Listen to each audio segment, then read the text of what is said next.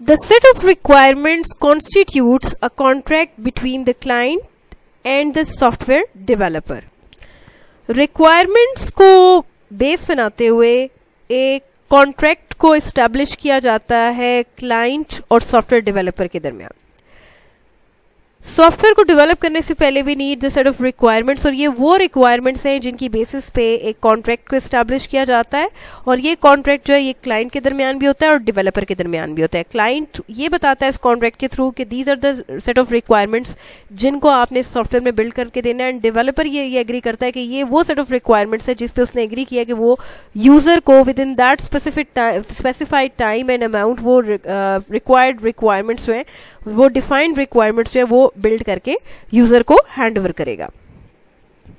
Software requirements documents are the medium used to communicate requirements to technical people responsible for developing the software. Basically वो document जिसमें हम requirements को specify करते हैं, that is basically SRS, and it acts as a contract between the customer and the developer. और ये document as a medium use किया जाता है for communication between the technical people. अब टेक्निकल पीपल यहाँ पे कौन होंगे? वो लोग जिन्होंने सॉफ्टवेयर को बिल्ड करना है. तो ये जो डॉक्यूमेंट है ये उन टेक्निकल पीपल के दरमियान कम्युनिकेशन के तौर पे, कम्युनिकेशन मीडियम के तौर पे एक्ट करेगा. हम इस डॉक्यूमेंट में तमाम रिक्वायरमेंट्स को स्पेसिफाई करेंगे, उनकी डिटेल्स को स्पेसिफाई करेंगे, उनके मॉडल्स को स्पेसिफाई करेंगे, और ठीक इसी डॉक्यूमेंट को बेस बनाते हुए हमारे जो सॉफ्टवेयर प्रोडक्ट का जो लाइफ साइकिल है उस पर जितने भी टेक्निकल लोग काम कर रहे हैं वो इसी कॉन्ट्रैक्ट को, इसी डॉक्यूमेंट को सामने रखते हुए, बेस बनाते हुए इसी से इंफॉर्मेशन को लेके अपने पर्टिकुलर फेज पे काम करेंगे. It serves as a basis for project planning. So basically जो आपका डॉक्यूमेंट है, रिक्वायरमेंट डॉक्यूमेंट जिसको हम SRS भी कहते हैं, ये हमारी प्रोजेक्ट प्लानिंग के लिए एज अ बेस के तौर पे यूज किया जाता है. इन्हीं सेट ऑफ रिक्वायरमेंट्स को, इनकी डिटेल्स को देखते हुए हम बजट को डिफाइन करते हैं, हम स्केड्यूल को प्लान करते हैं. सो बेसिकली इस डॉक्यूमेंट के through in set of requirements को सामने रखते हुए हम प्रोजेक्ट के साइज को एस्टिमेट करते हैं और उसके अकॉर्डिंग हम बजट को डिफाइन करते हैं और स्केड्यूल को डिफाइन करते हैं. Requirements document is used both to derive the design stage and as a basis for test planning. So requirement document वो document है जिसमें set of requirements को सामने रखते हुए हम डिजाइन फेज पे डिजाइन क्रिएट करते हैं और साथ में अपनी टेस्टिंग को प्लान करते हैं. हमें पता है कि जी ये set of requirements है जिनको हमने बिल्ड करना है.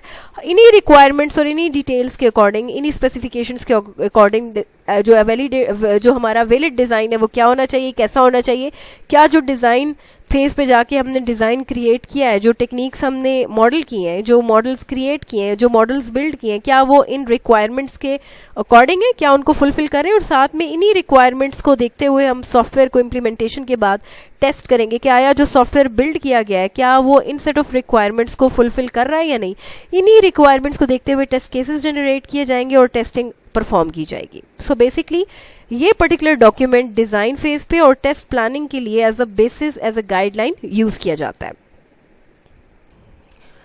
सो यूएसए में almost $250 billion every year spend किए जाते हैं आईटी एप्लीकेशंस डेवलपमेंट पे ऑन ऑलमोस्ट 1,75,000 प्रोजेक्ट्स, जिनमें से 31.1% कंप्यूटर सॉफ्टवेयर प्रोजेक्ट्स हैं वो कैंसिल हो जाते हैं before their completion for some reasons, and 52.7% ऐसे हो जाते हैं जिनमें उनका बजट, जिनमें उनका कॉस्ट है वो ओवररन हो जाती है, और 94% प्रोजेक्ट्स ऐसे होते हैं जिनको दोबारा से रीस्टार्ट किया जाता है क्योंकि वो फेल्ड प्रोजेक्ट्स हैं.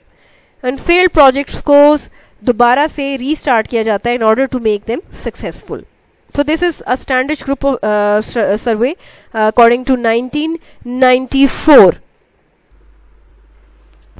सक्सेसफुल प्रोजेक्ट्स वो प्रोजेक्ट्स हैं जिनको on time, with in budget और तमाम फीचर्स को इम्प्लीमेंट करके डिलीवर किया जाता है. Those type of projects are considered as a successful software project. And कुछ प्रोजेक्ट्स ऐसे थे जिनको इवेंचुअली डिलीवर तो कर दिया गया but they were either over budgeted and was not completed on time and was not fully completed. So ऐसे projects ऐसे थे जिनको विद इन बजट कंप्लीट नहीं किया गया, विद इन टाइम कंप्लीट नहीं किया गया और उसमें तमाम फीचर्स को कंसीडर नहीं किया गया.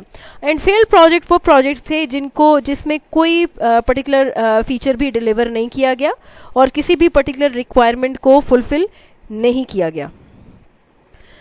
So the 3 largest problems in software industry जो है, जो 3 मेजर इश्यूज हैं जो सॉफ्टवेयर इंडस्ट्री फेस कर रही है, that is number 1 lack of user input. आप यूजर को इन्वॉल्व नहीं करेंगे, यूजर से इंफॉर्मेशन गैदर नहीं करोगे, आप यूजर से उसकी सजेशंस नहीं लोगे, तो how you can build a product which is will be according to him. So this is necessary कि जिस पर्टिकुलर पर्सन के लिए आप जो प्रोडक्ट बना रहे हैं आप उसको इन्वॉल्व करें in requirements gathering process, in validation process, so that कि जो प्रोडक्ट आप बिल्ड करो वो यूजर के 100% नीड्स को फुलफिल करे. Then the second major issue that is or software industry is facing is incomplete requirement specification. अगर आप जो रिक्वायरमेंट्स गैदर करोगे वो रिक्वायरमेंट्स आपकी इनकम्प्लीट सेट ऑफ रिक्वायरमेंट्स है, तो आप उनकी बेसिस पे जो प्रोडक्ट बिल्ड करेंगे that should be again incomplete product. So this is important कि जब भी आप रिक्वायरमेंट्स को गैदर करें that should be complete. In case incomplete requirements की सूरत में प्रोडक्ट इनकम्प्लीट बनेगा और जब प्रोडक्ट इनकम्प्लीट बनेगा तो that will be a failed project. Changing requirement specifications, अगर आपकी रिक्वायरमेंट्स फिक्स्ड नहीं है, कंसिस्टेंट नहीं है, तो इट मीन्स उनमें बार बार चेंजेस आएंगे. अगर बार बार चेंजेस आएंगे तो आप अपने प्रोडक्ट को दोबारा से रीस्टार्ट करोगे, आप उसमें चेंजेस को एम्बेड करोगे और हर दफ़ा अगर चेंजेस आती रहेंगी तो इसका मतलब क्या है कि आप अपने प्रोडक्ट को with in time with in budget complete नहीं कर सकते. इस सूरत में भी आपका जो प्रोडक्ट है वो फेल्ड प्रोडक्ट कहलाएगा. द 3 प्राइमरी सक्सेस फैक्टर्स जिनकी बेसिस पे हम कह सकते हैं कि जो हमारा सॉफ्टवेयर प्रोडक्ट है that can be successful project, उस सूरत में जब हम यूज़र को इन्वॉल्व करेंगे. यूज़र इज़ द पर्सन जिसके लिए प्रोडक्ट बिल्ड करना है. अगर आप यूज़र को अपने डेवलपमेंट प्रोसेस में इंक्लूड नहीं करोगे, शामिल नहीं करोगे, तो सूरत में जो सेट ऑफ रिक्वायरमेंट्स आपको मिलेंगी वो हो सकता है वो यूज़र की मर्जी के मुताबिक ना हो. तो इट इज़ इम्पॉर्टेंट कि आप रिक्वायरमेंट्स को गैदर करते हुए यूज़र को मस्ट इन्वॉल्व करो so that he can verify कि कौन सी रिक्वायरमेंट्स उसके प्रोडक्ट का पार्ट होनी चाहिए और कौन सी रिक्वायरमेंट्स के प्रोडक्ट का पार्ट नहीं होनी चाहिए. So it is important to define the success of a product in order to involve the user in this development process. Executive management support. When you are going to build a software, then you should need the support of executive management. अगर आपको executive management जो top management की support नहीं होगी, जिन्होंने आपको resources provide करने हैं, जिन्होंने आपको environment provide करना है, तो आप कभी भी इंडिविजुअल बेसिस पे एक सक्सेसफुल प्रोजेक्ट को बिल्ड नहीं कर सकते. सो किसी भी ऑर्गेनाइजेशन में किसी भी प्रोडक्ट को सक्सेसफुल बनाने के लिए ये ज़रूरी है कि आपको टॉप मैनेजमेंट की सपोर्ट हासिल हो, एग्जीक्यूटिव्स की सपोर्ट हासिल हो. Clear statement of requirements.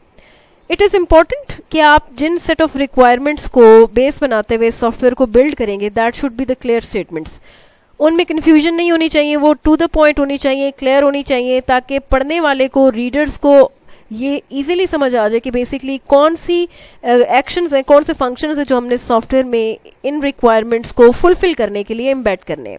So it is important कि जो यूज़र की रिक्वायरमेंट्स हों वो क्लियर हों, ताकि आपके जो डेवलपर हैं, जो आपकी डेवलपमेंट टीम है, वो उन रिक्वायरमेंट्स को ठीक उसी तरह परसीव करे, अंडरस्टैंड करे जिस तरह से यूज़र ने उनको डिफाइन किया और ठीक वही प्रोडक्ट बना के दे जो यूज़र की रिक्वायरमेंट है. So these are the 3 major issues. आप यूजर को इन्वॉल्व नहीं करोगे तो प्रोजेक्ट फेल होगा, रिक्वायरमेंट्स इनकम्प्लीट होंगी तो प्रोडक्ट फेल होगा, रिक्वायरमेंट्स में बार बार चेंजेस आएंगी तो आपका प्रोडक्ट फेल होगा. सो इन प्रॉब्लम्स को हम किस तरह से ओवरकम कर सकते हैं अपने प्रोजेक्ट को सक्सेसफुल बनाने के लिए, दिस इज इम्पॉर्टेंट कि हम अपने यूजर को इन्वॉल्व करें सो दैट कि डिफरेंट स्टेजेस पे हम उससे वैलिडेट करा सके, वेरीफाई करा सके जो प्रोडक्ट बिल्ड हो रहा है क्या वो उसकी नीड्स को फुलफिल कर रहा है, क्या वो उसकी मर्जी के मुताबिक बन रहा है या नहीं बन रहा. Then you must have the support of executive. Top management की सपोर्ट के बगैर इंडिविजुअल बेसिस पे एक सक्सेसफुल प्रोजेक्ट को, लार्ज प्रोजेक्ट को बिल्ड करना is impossible. So it is very important to have the clear set of requirements. Clear set of requirements को focus करते हुए, बेस बनाते हुए हम एक राइट प्रोडक्ट को बिल्ड कर सकते हैं.